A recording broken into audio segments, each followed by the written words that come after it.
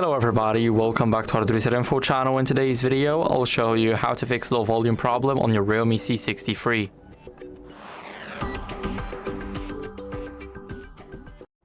So first go over to settings and then go to sounds and vibration. So it's right here. And now check if you have media and call volume turned almost to the right. So you can set it to either full or more than a half. It should be okay.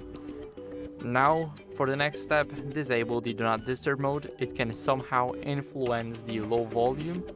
So scroll up here and make sure that the do not disturb here is disabled.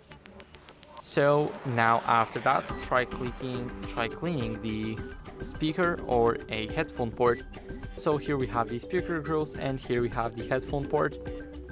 And if nothing worked, then it might be the software issue and you should update your software to fix any audio glitches.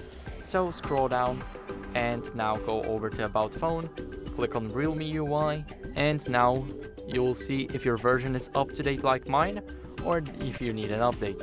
So if you need an update, then I recommend you guys updating it. It's very important to do so. And that's it for the video. I hope it was helpful, and if it was, then leave a like, sub, and a comment, and I'll see you in the next one.